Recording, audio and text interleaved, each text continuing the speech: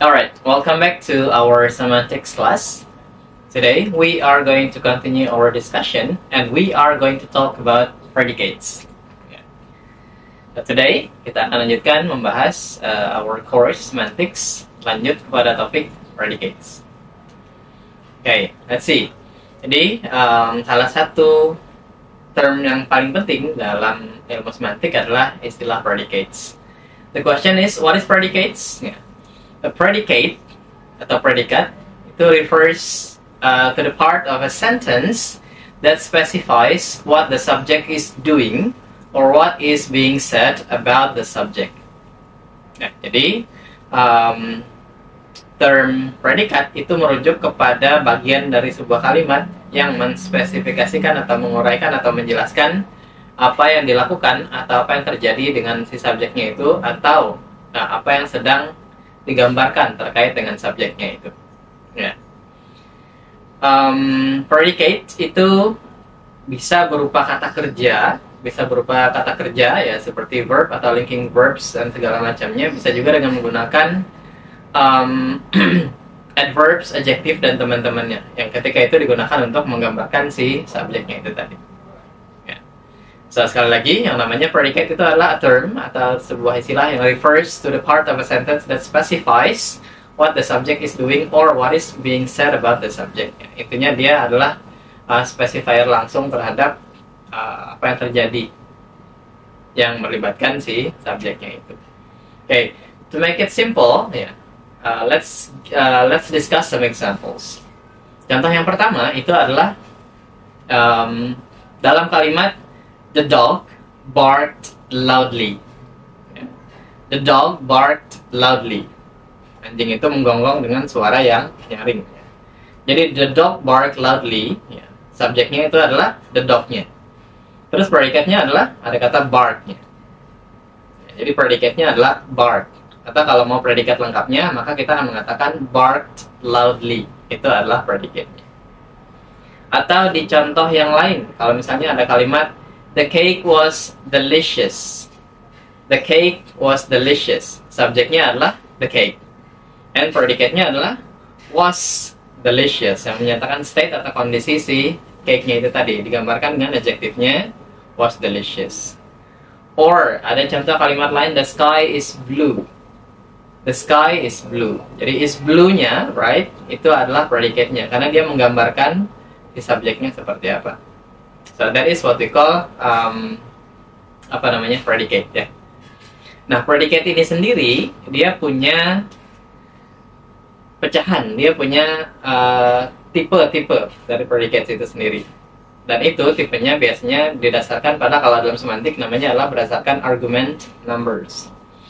Argument numbers itu adalah yang membagikan tipe-tipe atau jenis-jenis dari predicate itu sendiri. Argumen itu apa? Nah, jadi argumen itu kalau dalam semantik dia merujuk kepada noun atau noun phrase yang dia diperlukan oleh predikat untuk membangun sebuah kalimat. Ya.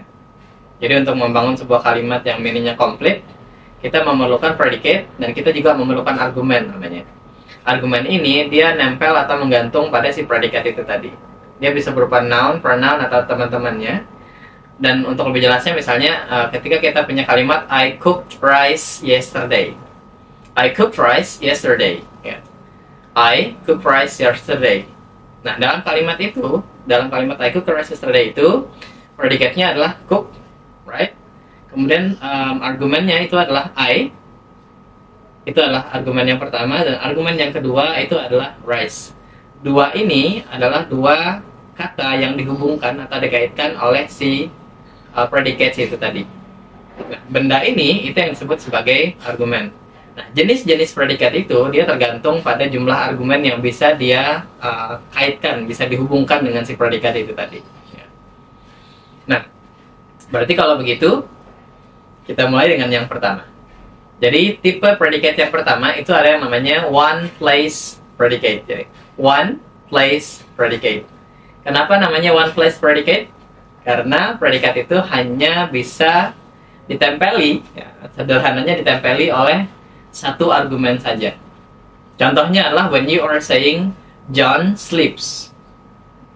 atau diperpanjang jadi John sleeps on the couch. Ya. On the couch itu kan keterangan tambahan ya. Yang langsung menempel pada John itu adalah kata yang menempel pada kata sleeps itu hanya si John-nya saja. Ketika sebuah predikat ini hanya bisa ditempeli oleh satu argumen, seperti contoh kata John sleeps itu tadi, maka predikat itu digolongkan sebagai one place predicate. Emang tidak bisa misalnya John sleep kita tambahkan objek? Nggak bisa, karena kata sleep itu dia hanya bisa digunakan untuk kalimat yang transitif alias kalimat yang dia tidak bisa dijadikan kalimat pasif karena dia tidak bisa mengambil atau ditempeli oleh objek ya. Nah, itu dia. Jadi one place predicate adalah tipe yang pertama karena dia hanya bisa ditempeli oleh satu argumen saja, dan argumennya kalau dalam contoh John sleeps tadi adalah John, hanya John yang bisa menempel. Oke, itu yang pertama. Yang kedua, ada yang namanya two place predicate. Right, sesuai namanya, itu artinya predikat jenis ini dia bisa ditempeli oleh lebih dari satu alias dua argumen. Contohnya adalah when we are saying John loves Mary. John loves Mary. Pada kalimat itu, predikatnya adalah loves. Argumennya ada berapa? Ada dua. Ada yang sebagai subjek, ada yang sebagai objek, right? Ada John sebagai argumen pertama, Mary sebagai argumen yang kedua. Nah, ketika ada dua argumen yang bisa menempel pada predikat itu, maka dia disebut sebagai two-place predicate. Itu adalah yang kedua. Yang ketiga, sesuai urutannya, berarti dia adalah three-place predicate. Sama seperti yang sebelumnya tadi, karena kita bicara masalah jumlah argumen yang bisa nempel, berarti three-place predicates itu merujuk kepada predicates yang dia bisa ditempeli oleh tiga argumen. Contohnya adalah when we are saying John gave Mary a book. John gave Mary a book. John memberikan Mary sebuah buku. Jadi John, Mary, dan buku itu semuanya nempel atau semuanya terkait dengan kata gave itu tadi. Yang menjadikan kata gave itu sebagai three-place predicate. Ya. Kenapa? Karena dia bisa ditempeli atau menampung atau mengaitkan tiga buah argumen sekaligus. Jadi di kata John gave Mary a book, argumen yang pertama adalah John, yang kedua adalah Mary, dan yang ketiga adalah a book. Ya. Predikatnya adalah gave itu tadi. Ya. That's it. Itu yang namanya three-place predicate. Ada lagi satu, ya, tapi ini masuk ke dalam kategori kalau bahasa Inggris itu rare. Ya, dia rare alias jarang atau sangat jarang malah ya.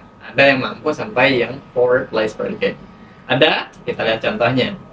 Contohnya adalah John showed Mary a picture of his cat. John showed Mary a picture of his cat. Ya. Jadi itu adalah contoh yang four-place predicate karena dia punya 4 argumen. Ya, walaupun ada beberapa expert yang mengatakan ini sebenarnya 3 argumen. Ya. Tapi kita lihat yang versi 4 argumennya dulu. Jadi ketika kita mengatakan John showed a picture of Mary of his a picture of his cat, ya. Jadi argumen yang pertama itu adalah John, yang kedua adalah Mary yang dia tunjukkan, dan yang ketiga adalah picture, dan yang keempat adalah cat, ya. Dan gambarnya itu tadi. Tapi ada yang bilang ini masuk ke dalam kategori three-place predicate. Kenapa? Karena yang pertamanya adalah John, yang keduanya adalah Mary, dan yang ketiganya adalah picture of his cat. Karena picture of his cat itu yang menjadi objeknya hanya yang picture-nya saja, kata mereka. His cat itu adalah penjelasan dari gambar itu, atau picture itu adalah picture apa. Nah, sehingga that's why we call this one yang four-place itu tadi agak jarang, karena beberapa ahli semantik ya itu berdebat apakah yang keempatnya itu dia berdiri sendiri sebagai argumen yang sendiri atau dia sebenarnya merupakan bagian dari argumen yang lain. Ya, jadi ada 4 tipe predicate tergantung pada jumlah argumen yang bisa dikaitkan atau dikoneksikan atau ditempelkan pada predikat itu sendiri. Ya. Yang pertama ada yang namanya one place, two place, three place, dan four place. 1, 2, 3, 4 ini tergantung pada jumlah argumen yang nempelnya. Ya. So, that's it. Itu adalah pembahasan tentang predicate. Jadi predicate itu sekali lagi adalah yang dia kata yang digunakan untuk menggambarkan apa yang dilakukan oleh si subjek, ataupun kata yang digunakan untuk menggambarkan tentang si subjek itu sendiri. Dan tipenya ada 4, ada one place, two place, three place, dan four place. Alright, that's all for this video. Mudah-mudahan bermanfaat. Kalau ada pertanyaan seperti biasa, silahkan dikirim komentarnya atau contact me directly.